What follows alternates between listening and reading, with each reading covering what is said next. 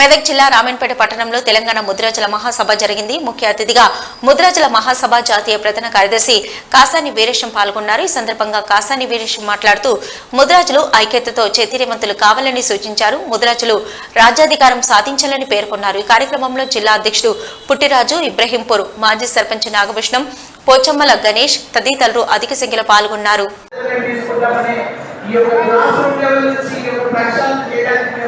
శ్రీకారం చుట్టడానికి మీటింగ్లలో అది కూడా ఒక ఉద్దేశం. కాబట్టి రాబోయే రోజుల్లో జిల్లా పరిషత్లు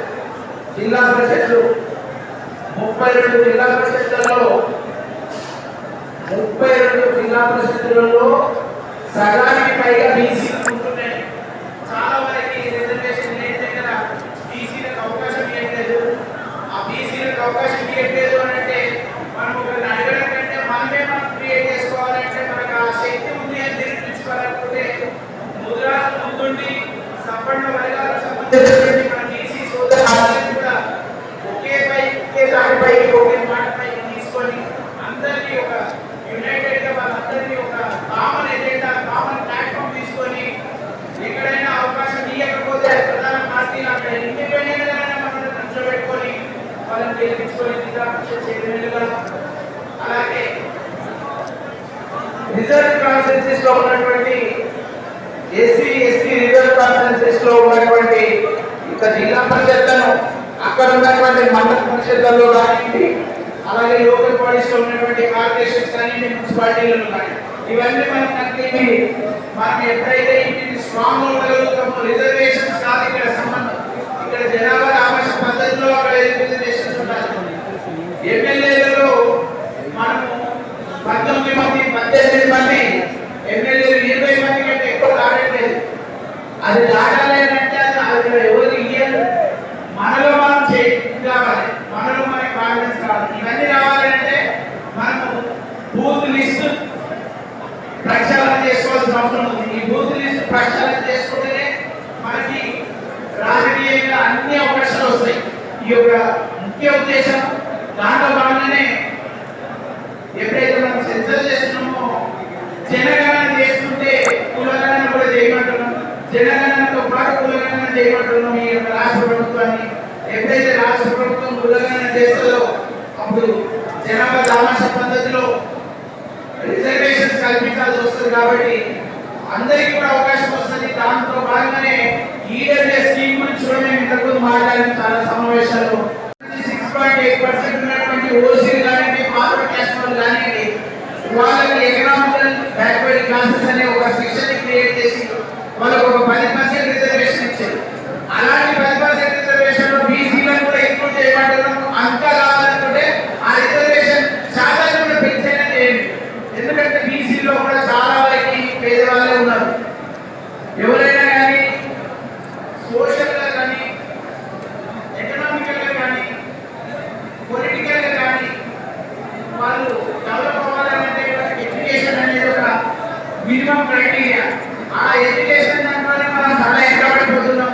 మరి ముఖ్యంగా ముద్రా సోదరులు మరి ధైర్యమైన పరిస్థితుల్లో ఉన్నారు. ఈ రోజు ఏంటంటే చాలా వృత్తిలో ఉన్నవాళ్ళు ఉంటారు, కానీ సొసైటీలో కానివ్వండి, పిఎస్సిఎస్ లో కానివ్వండి, ఎక్కడ పోయినా కానీ మనకు అన్యాయం జరుగుతుంది.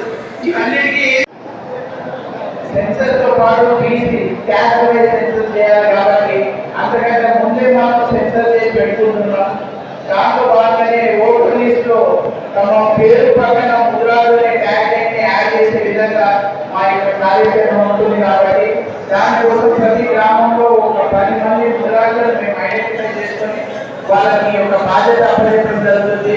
తద్వారా ఏంటంటే గ్రామంలో అలాగే బూత్ కమిటీలో, మండల కమిటీలో, జిల్లా కమిటీలో ఏ నియోజకవర్గంలో అయినా కూడా ఏ బూత్ లో ఎంతమంది ముద్రాలు అనేది స్పష్టంగా ఈ కార్యక్రమం ద్వారా తెలియజేస్తారు. దాని ద్వారా ఏంటంటే మేము ఒక ఫోటో కూడా పెట్టదలుచుకుంటున్నాం. ఎందుకంటే ఏ నియోజకవర్గంలో ఎవరున్నారో వాళ్ళకి పూర్తి డీటెయిల్స్ తో పాటు ఈ యొక్క ముద్రా జాతి కోసం అక్కడ ఏ సమస్య, ఏ వాళ్ళ వృత్తి పరంగా కూడా మేము డివైడ్ చేసి అడ్వకేట్స్, టీచర్స్, ప్రైవేట్ ఎంప్లాయీస్, అలాగే స్టూడెంట్స్ ఏం చదువుకుంటున్నారు వాళ్ళకి సంబంధించినటువంటి వివిధ విభాగాల్లో వాళ్ళ యొక్క ప్రొఫెషనల్ కోర్సెస్ ఎవరు చేస్తున్నారు. అలాగే ప్రొఫెషనల్స్ ప్రకారంగా చాంబర్ సొసైటీలు ఉన్నాయి. ఆ చాంబర్ సొసైటీల యొక్క పూర్తి ఉండాలి. లాస్ట్ మూమెంట్ లో కాకుండా ప్రతి విషయంలో కూడా మంచి చెడులో మనం అందరం ఒకరికొకరు కోరుకునే విధంగా ఈ యొక్క కార్యాచరణ ఉంటుంది.